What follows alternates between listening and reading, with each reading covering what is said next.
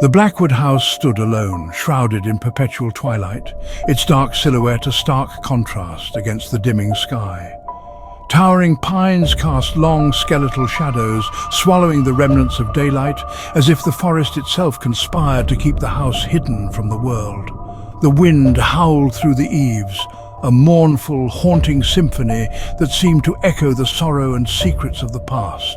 Inside, the Blackwood family shivered, not from the cold, but from an unease that seeped from the very foundation of their home, a feeling that something unseen watched their every move.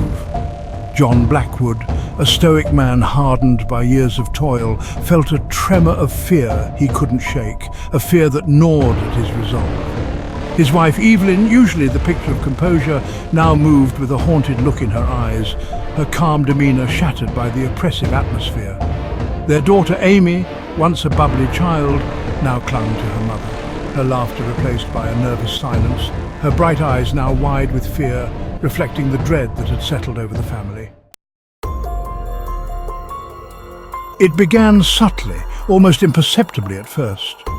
Pictures fell from the walls, their glass shattering as if struck by an unseen hand, leaving behind a sense of unease. Whispers seemed to emanate from the empty rooms, too faint to decipher, yet heavy with malice, filling the silence with an ominous presence. The scent of damp earth, a chilling harbinger of decay, permeated the air, clinging to their clothes, their skin, making every breath a reminder of the unseen. Amy's behavior grew increasingly erratic, her once calm demeanor replaced by a constant state of paranoia. Her once vibrant drawings transformed into macabre sketches of twisted figures and vacant eyes, each stroke of the pencil revealing her descent into darkness. She spoke of a voice, a presence that beckoned her from the shadows, whispering promises of power in exchange for something unspeakable, a deal that seemed to pull her deeper into the abyss. Sleep offered no respite. Nightmares plagued them, visions of writhing shadows and disembodied eyes that followed their every move. John, his skepticism waning, began to entertain the unthinkable. Could these disturbances be attributed to something more sinister, something beyond the realm of reason? One evening, as John sat by Amy's bedside, her tiny hand clutched in his calloused grip, he heard it. A voice, raspy and guttural, emanated from the shadows in the corner of the room.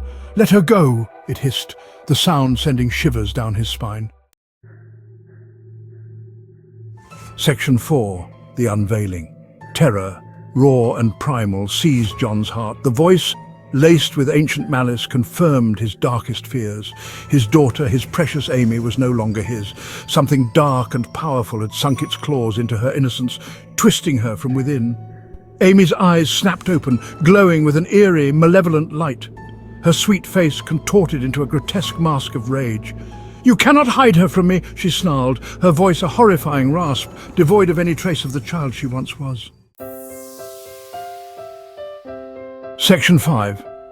A glimmer of hope. Desperation clawed at John. He refused to surrender his daughter to the abyss that threatened to consume her. He reached out to Father Michael, a man of God renowned for his unwavering faith and rumoured expertise in matters of the unknown. Father Michael arrived at the Blackwood house, his eyes filled with a mixture of apprehension and grim determination. As he stepped across the threshold, a wave of icy air washed over him, the air thick with the stench of sulphur and decay. Section 6. The Undoing. Father Michael, crucifix held high, began the ancient rites of banishment, his voice steady but filled with urgency. The entity within Amy fought back with terrifying ferocity, her screams echoing through the room. The little girl's body contorting in ways that defied nature, her bones cracking with every unnatural twist.